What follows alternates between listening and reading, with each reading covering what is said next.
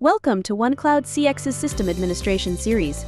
Today we will be going over users and teams.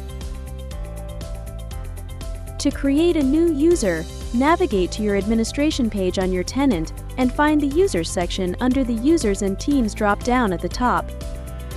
When clicking on Users, this left pane will display all of the users currently configured on this particular OneCloud tenant, as well as a range of fields for each user. We can sort the list of users by clicking on the column headers of any of these fields. For example, we can view the list by first name alphabetical order by clicking on the first name field here. Or alternatively, we could sort chronologically by the date that users were created. You can do this with any of these fields, and you may also choose which fields to display here. If we want to create a new user, we'll go down here to the bottom and we'll click Add User. First, you must design a username to the user, and this user will use this username to log into the agent desktop, and as well as the admin page if they have access to that as well. New users must also create a new password which adheres to your password prerequisites. You may generate an API secret key specific to this user if they'll be using any API integrations. This field is not required if you will not be using those. Checking this disabled box will disable this user's access to all functions. Checking this box right here, user must change password next login, will prompt the user to change their password upon their next login. Once the password is reset, then this option will be automatically unchecked. To prompt another password reset, just check it again. This lockout status indicates that the user is currently locked out due to a security policy violation. If the account were locked and I were looking at this user, while logged in as another user with sufficient privileges, I would be able to unlock the user with an unlock button right here. Next, the first and last names are the user specified. Note that these fields are required, and each OneCloud user must be assigned to one team and one team only. If you have the Omni Cure module enabled on your tenant, then you may assign users training classes and may also assign specific one-to-one agent relationships. The Record Calls checkbox allows you to record specific agents' calls. Note that if call recording is enabled as a global setting, this option will change to Do Not Record Calls, and you can restrict recording specifically on this agent.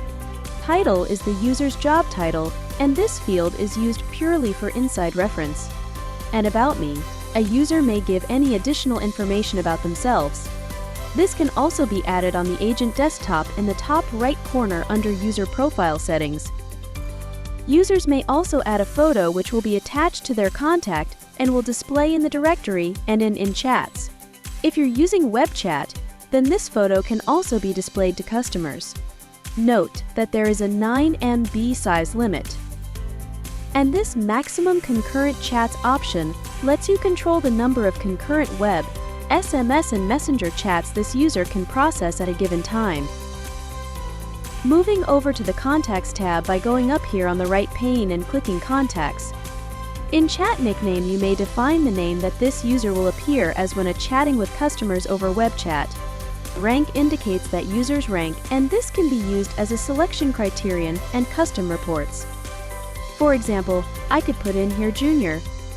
Phone extension is a required and critical attribute. It may contain numeric only, and that it acts as the extension number of this user's soft phone.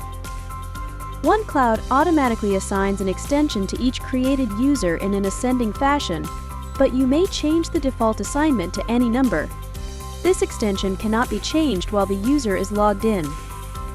You may enable forwarding from the suspension and then choose the number to forward the interactions to. So we could choose another extension here. For example, if I wanted to forward these calls to Sue Jones extension 1010, I would put that here. Forward on no answer after sets the span of time which an interaction will wait to be answered by the original extension before being forwarded to the number specified here. If you want an instant forward, then simply define this as 0 seconds and all interactions going to this original phone extension will be immediately sent to this extension or number. If the user attached this original extension is unavailable, Then any incoming interactions will be forwarded to this specified number immediately, regardless of the time span set here. You may choose to enable voicemail for specified users. Note that call forwarding is prioritized over voicemail. Thus, voicemail cannot be enabled if call forwarding is enabled. You can see here that if forwarding is enabled, then this checkbox is grayed out. If I disable forwarding, then voicemail should be selectable, but currently it's not. This is because I do not have an email specified, and OneCloud handles voicemail recordings by sending them to the user's email address. So if I wish to use voicemail, I must put in an email address here. We'll click Apply, and now voicemail is selectable. This address is also where any password reset and scheduled reports will be sent to. And note that this personal level email is entirely separate from any service level evils you may configure. You can control how long an incoming call will wait to be answered by the user before being sent to voicemail. As with forwarding, if the user is unavailable, then the call will be sent directly to voicemail. You can upload 3 different voicemail greetings per agent and select which one to use. Agents can record their own greetings on the agent desktop application. If you wish to temporarily activate forwarding and get rid of voicemail, then your voicemail configurations will be stored. Working mobile phone or settings used primarily for inside information purposes. Under the Location tab, the only required field is time zone, indicating which time zone this user is based out of. The country, state, province, and city fields are just used for inside information. As this is a fresh user I've created, there will not be any info here. But for example, if I were to look at a different user, I could look at an assortment of data here. Going back to the one we were creating, the Roles tab is where you assign all of the roles this user should be designated to. You can choose any number in combination of rules. Thanks for watching. For more information and trainings on our product, visit us at support.onecloud.com, and we'll see you in the next series.